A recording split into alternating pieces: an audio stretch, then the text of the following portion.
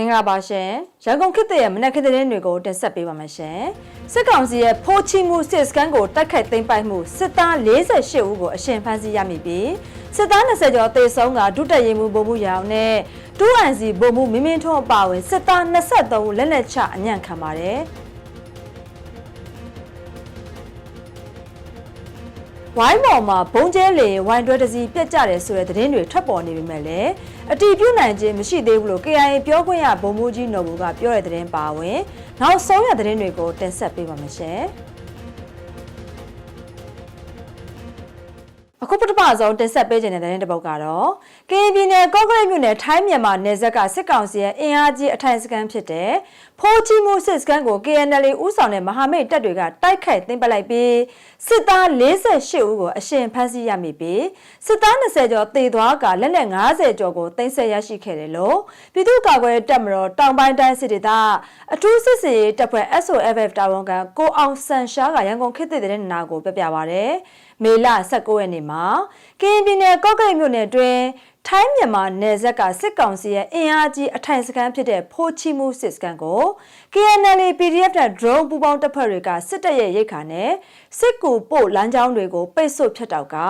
မြေပြင်ချင်မုံရေးနဲ့ drone စစ်စေးတွေနဲ့အပြည့်တန်သိမ်းပိုက်လိုက်တာလည်းဖြစ်ပါတယ်။မေလ18ရက်နေ့မှာဖိုးချီမှုစစ်စခန်းကစစ်တပ်အင်အား90ကျော်ဟာစခန်းကိုစွန့်ခွာထွက်ပြေးသွားခဲ့တာဖြစ်ပြီးမေလ20ရက်နေ့မနက်6:15မိနစ်မှာတော့ထွက်ပြေးနေတဲ့စစ်တပ်ကို drone နဲ့ဘုံကျဲပြီးမြေပြင်ကနေပိတ်ဆို့တိုက်ခိုက်ခဲ့ရမှာ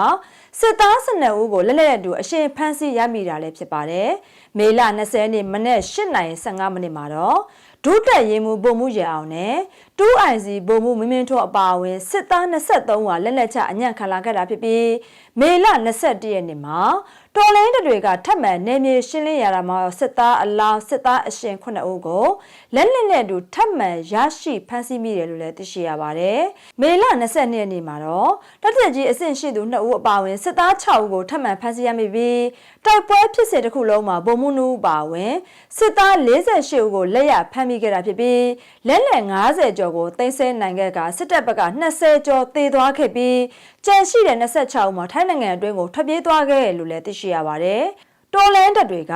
ထိုင်းမြန်မာနယ်စပ်ရေတရောက်စခန်းမဲတရောက်ထစခန်းနဲ့ကွင်လုံတန်စခန်းတို့ကိုသိမ်းပိုက်ရရှိထားတာဖြစ်ပြီးအခုသိမ်းပိုက်ရရှိထားတဲ့ဖိုးချီမှုစခန်းမှာစကခ73လက်အောက်ခံခလာရ950ခွန်ခမရ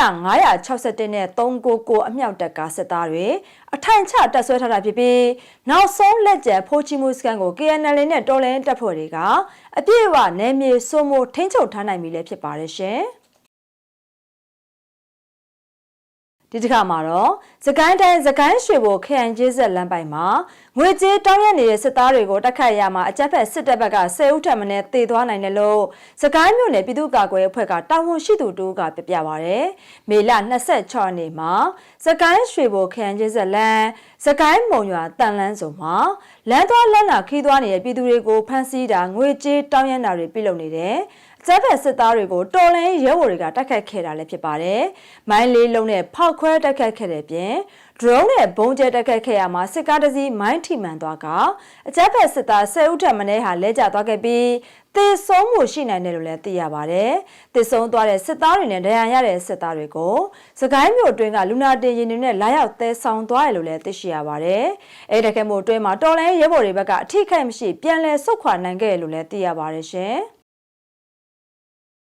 မကွေးရတဲ့တပုတ်ကိုတင်ဆက်ပေးကြပါမယ်။မကွေးတန်ကံကောမြို့နယ်အောင်မြေရှော့ပင်ရွာတဲကိုအကြမ်းဖက်စစ်ကောင်စီရဲ့ခလရ90တရင်ကဟောင်ဝေဇာလက်နက်ကြီးနဲ့ပစ်ခတ်ခဲ့ရမှာပြည်သူ3ဟာသေဆုံးသွားခဲ့ရပြီးအသက်8လနဲ့4နှစ်အရွယ်ကလေး2ဦးပါဝင်3ဟာဒဏ်ရာရှိခဲ့တယ်လို့ရောလင်းတန်းကတာဝန်ရှိသူတို့ကပြပါရယ်စစ်တပ်လက်နက်ကြီးကြီးထိမှန်ပြီးအသက်60အရွယ်အမျိုးသား2ဦးအသက်30အရွယ်နဲ့အသက်23နှစ်အရွယ်အမျိုးသမီး2ဦးတို့ဟာသေဆုံးသွားခဲ့ရတာဖြစ်ပြီးအသက်60အရွယ်အမျိုးသမီး2အသက်4နှစ်အရွယ်မိန်းကလေးငယ်2ဦးနဲ့အသက်8လအရွယ်ယောက်ျားလေး2စုစုပေါင်း3ဟာဒဏ်ရာရှိခဲ့လို့လည်းသိရှိရပါတယ်အဲဒီလိုပြစ်ခတ်ခံရတဲ့ကျေးရွာနားတစ်ဝိုက်မှာဘာတိုက်ပွဲမှမရှိဘဲအကြမ်းဖက်စစ်တပ်ဘက်ကရန်တမ်းပစ်ခတ်နေရလို့လည်းရောအလင်းတန်းကတာဝန်ရှိသူတို့ကပြပါရယ်။လာတူမန္တလေးတိုင်းစင်ကူးမြို့နယ်မှာလည်းအကြမ်းဖက်စစ်တပ်ပစ်ခတ်လိုက်တဲ့လက်လက်ကြီးကြီးထိမှန်ပြီးပြည်သူတို့ဟာသေဆုံးသွားခဲ့ရလို့ဒေသတွင်းသတင်းပြည်တွေစီကသိရပါတယ်ရှင်။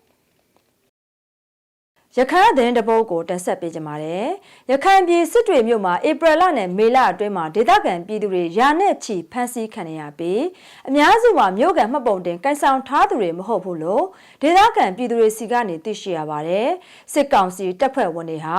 အဲဇင်းကိုအကြောင်းပြပြီးမတင်ကာလို့ဆိုပြီးဖမ်းဆီးနေတာဖြစ်ပြီးဧပြီလနဲ့မေလအတွင်းမှာလူ300ထက်မနည်းဖမ်းဆီးခံထားရတာဖြစ်တယ်လို့လည်းသိရပါတယ်။ဖမ်းဆီးခံရသူတွေက200ဦးခန့်မှာ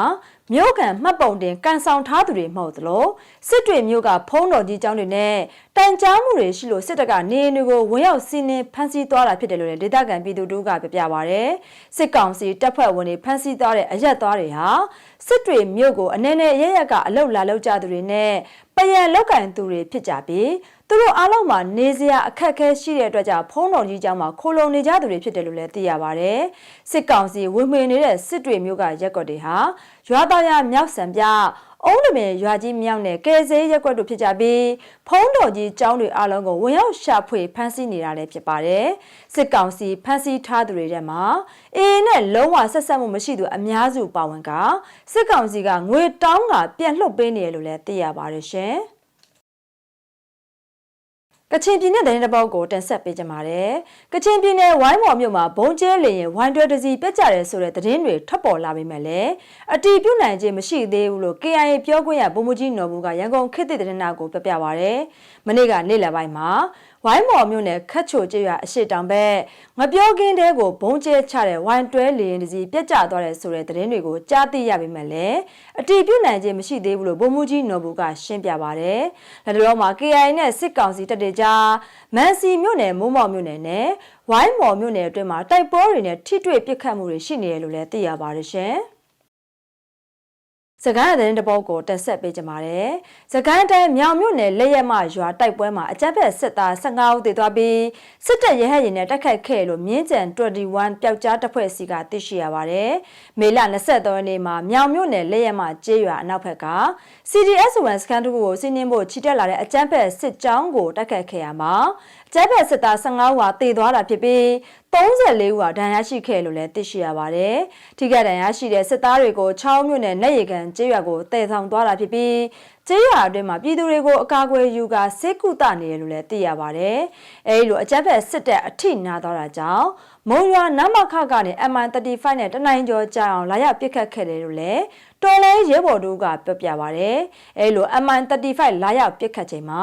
မြေပြင်မှာရှိတဲ့အကြမ်းဖက်စစ်သားတွေဟာညာတန်ပေးအော်ဟစ်ပြီးအပေါ်အောင်ညှက်ပစ်လာတာကြောင့်တော်လိုင်းတပ်ဖွဲ့ဝင်တွေဘက်ကပြန်လည်ဆုတ်ခွာခဲ့ရလို့လည်းသိရှိရပါတယ်။တိုက်ခိုက်မှုအတွင်းမှာပြည်သူ့ကာကွယ်တပ်ဖွဲ့ဝင်တွေဘက်က4ဦးဟာမစိုးရိမ်ရဒဏ်ရာရှိခဲ့တယ်လို့ PDF စကန်ကိုလည်းအကြမ်းဖက်စစ်သားတွေမီးရှို့သွားရလို့လည်းသိရပါတယ်ရှင်။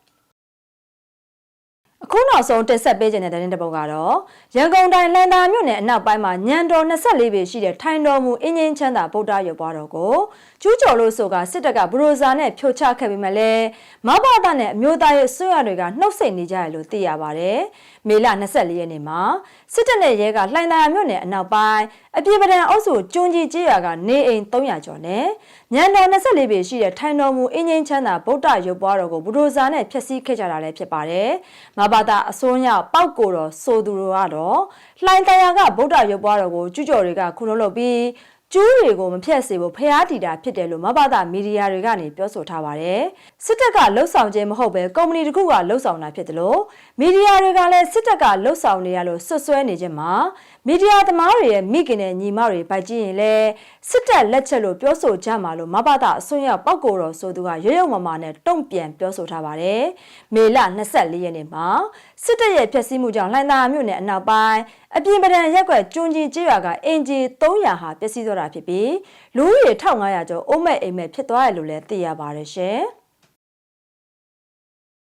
ဟုတ်ကဲ့ပါရှင်။ဒါကတော့ရန်ကုန်ခေတ်ရဲ့မနက်ခင်းသတင်းတွေကိုတင်ဆက်ပေးရပါ။ကြည့်ရှုပေးရတဲ့ကျေးဇူးတင်ပါတယ်ရှင်။ကျွန်မများပါ။